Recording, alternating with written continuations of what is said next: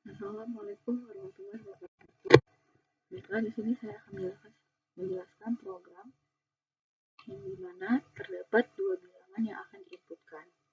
Jika bilangan pertama prima dan bilangan kedua prima, lalu jika dijumlahkan hasilnya prima, maka cetak ya.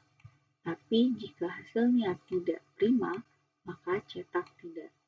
Baiklah, langsung saja ke kode blok. Saya sudah membuat programnya. Yang pertama, kita harus mendeklarasikan validator yang digunakan, yaitu include airstream. Selanjutnya yaitu using namespace std. Lalu in main.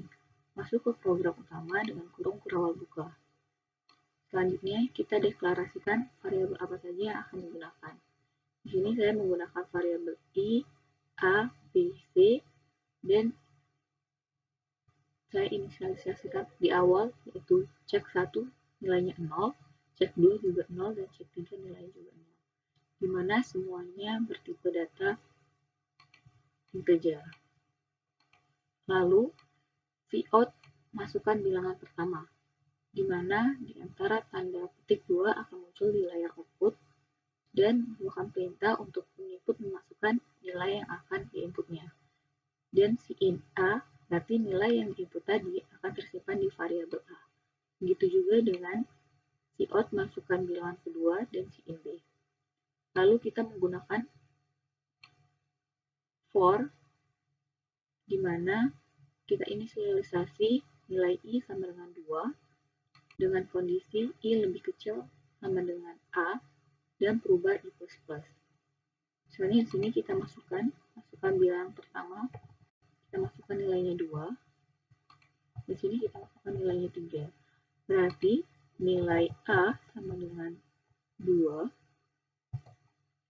dan nilai di variabel b sama dengan 3. Lalu masuk ke for, yaitu inisialisasi bahwa nilai i sama dengan 2. Kita cek apakah 2 lebih kecil sama dengan a, atau nilainya 2. Apakah 2 lebih kecil sama dengan 2? Ya, maka kita eksekusi statement di dalamnya, yaitu if a modulo i sama dengan 0, di mana nilai a modulo i sama dengan 0 karena a tadi 2, i-nya 2, jadi 2 modulo 2 sama dengan 0, maka kita eksekusi statement if, yaitu cek 1 plus plus. Maka cek 1 di awal tadi, ini cek 1 sama dengan 0. Nah, cek 1 plus plus berarti ditambah 1, maka cek 1 nilainya sekarang menjadi 1. Lalu kita masuk lagi ke for, yaitu i++. Tadi nilai i-nya 2, maka i++, jadi nilai i-nya sekarang yaitu 3.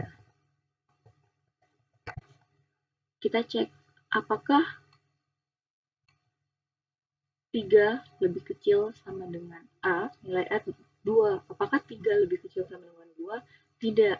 Maka statement di dalam for ini tidak dieksekusi. Nah, selanjutnya kita masuk ke for, di mana nilai inisialisasi awal nilai i sama dengan 2 dengan kondisi i lebih kecil sama dengan b dan berubah i++. Kita lihat i sama dengan 2. Lalu kita cek apakah 2 lebih kecil sama dengan b, di mana nilai b 3. Apakah 2 lebih kecil sama dengan 3? Iya. Maka statement di dalam for kita eksekusi. Yaitu yang pertama kita ketemu if. If b modulo i sama dengan 0. B-nya 3, i-nya 2. 3 modulo 2 sama dengan 1. Maka statement di dalam if tidak kita eksekusi. Lanjut ke i++, jadi i tadi 2, maka nilai i sekarang sama dengan 3. Lalu kita cek, apakah 3 lebih kecil sama dengan 3? Ya, maka kita eksekusi statement for. Lalu if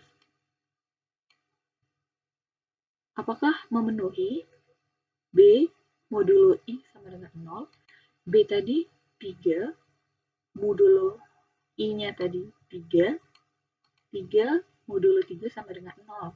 Ya, maka kita eksekusi statement if, yaitu cek 2 plus plus. Maka nilai cek 2 sekarang yaitu tadi di awal kita sudah inisialisasi bahwa cek 2 nilainya 0. Maka karena cek 2 plus plus nambah 1, jadi nilai cek 2 yaitu 1. Lanjut ke I plus plus, di mana nilai I tadi 3, ditambah 1 jadi 4. Kita cek apakah 4 lebih kecil sama dengan 3? Tidak, maka program for ini berhenti, jadi statement di dalamnya tidak lagi dieksekusi. Kita masuk ke fungsi if. Apakah cek 1 sama dengan 1 dan cek 2 sama dengan 2? Kita lihat tadi cek 1 kita nilainya 1 dan cek 2 kita 1. Maka kondisi ini memenuhi. Maka statement di dalam if ini kita eksekusi.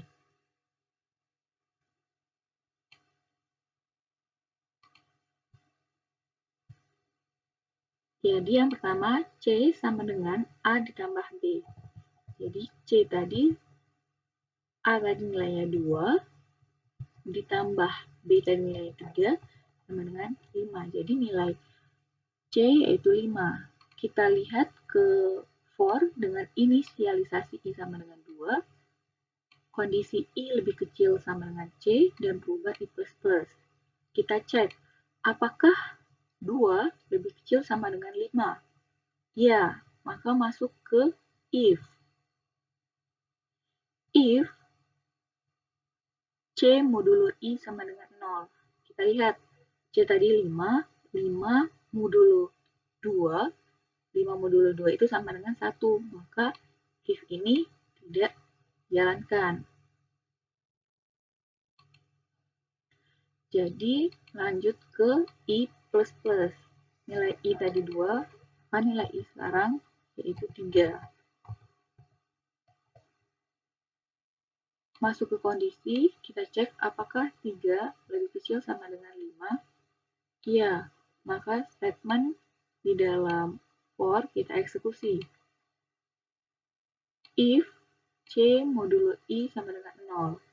C tadi nilainya 5, 5 modulo 3 itu tidak 0. Maka statement if tidak kita eksekusi. Lanjut ke I plus plus. Tadi I-nya 3, sekarang nilai I-nya jadi 4. Kita cek apakah 4 lebih kecil sama dengan 5. Iya. Maka kita eksekusi statement for. Kita cek apakah kondisi if ini memenuhi. 5 modulo I sama dengan 0. Tidak, maka statement if tidak kita eksekusi.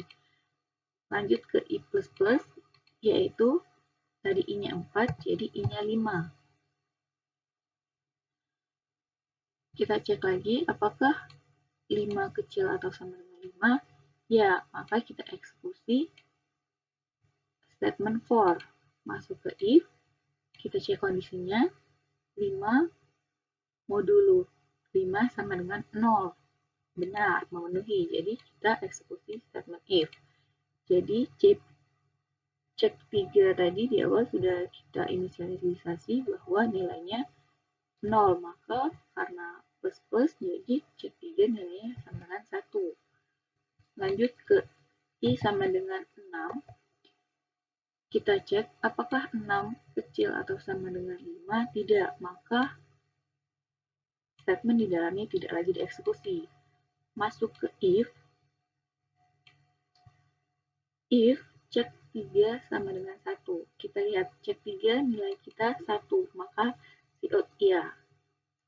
Jadi else itu apabila cek 3-nya nilainya tidak sama dengan 1, maka cout tidak. karena kita tadi nilai cek 3 sama dengan 1, maka akan tampil atau tercetak iya. Langsung saja kita running. Memasukkan bilangan pertama, kita masukkan bilangannya 2 dan 3. Maka muncul iya. Karena keduanya prima dan hasilnya juga prima. Jadi tampil ya. Mungkin itu saja. Wassalamualaikum warahmatullahi wabarakatuh.